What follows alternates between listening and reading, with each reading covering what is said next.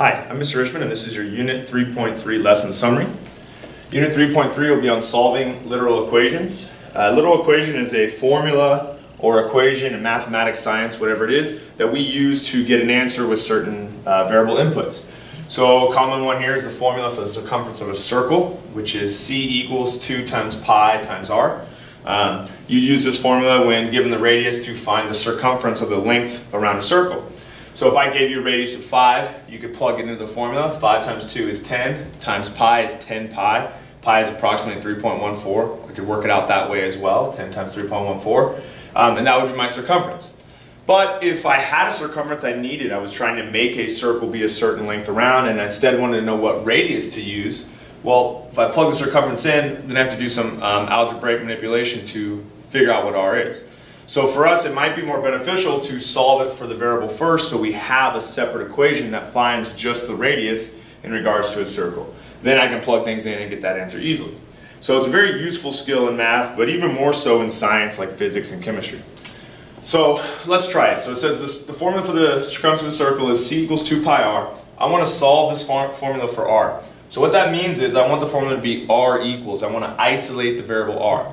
Now we've already worked on solving linear equations, doing this by isolating the variable, keeping it balanced, moving everything to one side. So I can follow those same rules. It's just going to look a little different because I'm not going to have as many numbers to deal with. So if I had the formula c equals 2 pi r, I want to isolate the r. Everything here is connected by multiplication. So I can undo it by using division. So if I want to undo the 2, I can divide by 2. If I wanted to undo the pi, okay, pi is just a number, it's 3.14, we abbreviate it with the pi symbol. I could divide by pi. Now since I'm going to divide in 2 separate steps, I could also just divide them both at one time. It really makes no difference because it would work the same way, and a lot of times it's quicker. So I can now divide both sides by 2 pi, and I get c over 2 pi equals r, because the 2's and the pi will cross out. And just rewriting it with the variable I'm solving for on the left, I have a formula now for my radius. The radius equals circumference divided by 2 pi. And as long as I follow the rules of solving an equation of getting rid of multiplication by doing division, getting rid of addition by doing subtraction, and concentrating on isolating this variable r in the same way I would solve for x, solve for y in an equation, should go pretty smooth. Now that I have the equation, I can answer anything involving finding a radius much easier and a little bit quicker. It says the area of a circle must be 60 pi inches. So if they have a certain circle they want to be a certain length around, I'm going to find the radius that they should use to make that circle. So by plugging in 60 pi inches for the circumference, so radius equals 60 pi divided by 2 pi, should give me my answer. And actually this should say circumference, not area, circumference. And solving for r, I can simplify. Pi's can cross out pi's, and I just need to simplify 60 over 2. 60 over 2 is 30. So the radius of this circle should be 30 inches. And so you can see it's much quicker now to solve it in this form for radius than to maybe plug in the original and solve the algebra, especially with more complex equations. So it has many uses in science, so this will definitely help you moving into your science courses later on. But it also is very helpful with linear equations, especially when they're in a different form than maybe we want to have it in the graph. So for example, 3x plus 7y equals 28. This would be a linear equation in standard form. Now we said when it was in standard form, probably the easiest way to graph it was using x and y intercepts. So I'm going to start by trying to do it that way. To find the x-intercept, you plug in a 0 for y, and you solve. So if I plug in a 0 for y, I get 3x equals 28. I divide by 3. 3 goes into 28. Let's see, 3 times 7 is 21. 3 times 9 is 27. 3 times 10 is 30. So that's not perfect. So really, it's 28 thirds. It doesn't simplify in a real nice way. So my x-intercept would be 9.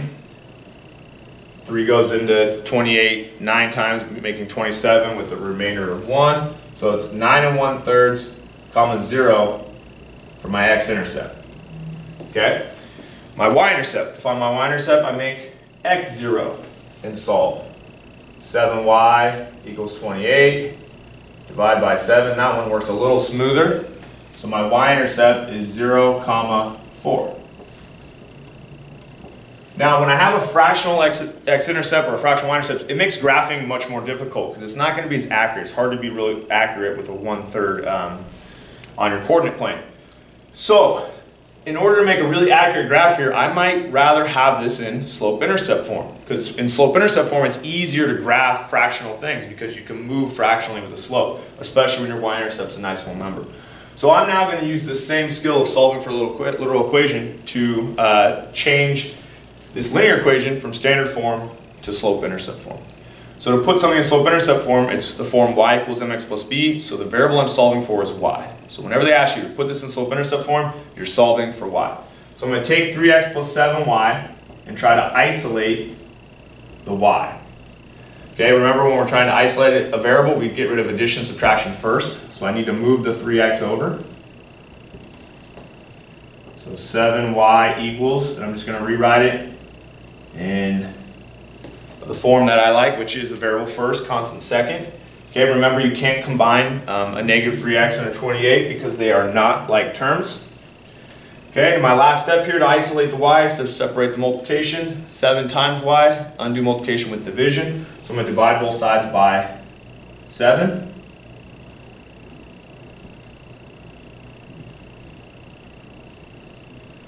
Cross out any like terms. So it looks like my equation is going to come together now. Y equals. Now negative 3 over 7 doesn't simplify. So I can just write it negative 3/7. I don't have to make that any harder on myself. And then 28 divided by 7 is 4. So this should now be my equation in slope-intercept form. Y equals negative 3/7 x plus 4. It's the same equation as we had up here, just in a different form. The variable solved for is y now. And just to verify that I'm correct, if I look at the part of this above, when I found the y-intercept was 4. In slope-intercept form, the y-intercept goes last, that's plus 4. It's matching, so it makes me feel pretty secure that my answer is correct right now. Part C says, what is the slope of the line? Well, originally up here, you probably couldn't tell. Some people might go, oh, it's 3, because you think it's always the number in front of x. But it isn't. It's the number in front of x when it's in slope-intercept form. So you can see that this can throw you off. You can't really find the slope really easy from this form. This form I can. So now I can see that the slope is that coefficient in front of x. So my slope is negative 3/7. So now by changing into these different forms, I can find any piece of information for this linear equation easier. When it's in standard form, I can find the x and y intercepts really quick. When it's in slope-intercept form, I can find the slope really quick. And now I can graph it really however I like. Sometimes it might be easier to put it into standard form before you graph. Other times, slope-intercept. This particular time, I'd say slope-intercept form is a little bit easier to graph because I can go up 4 to my y-intercept, and I can go down 3, right 7 for my slope.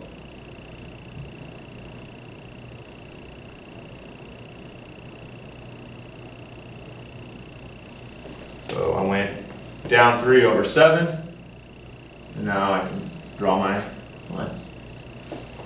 So this is how you solve a literal equation, isolating the variable for a particular variable you want, changing the formula around, and some of its usefulness in regards to linear equations.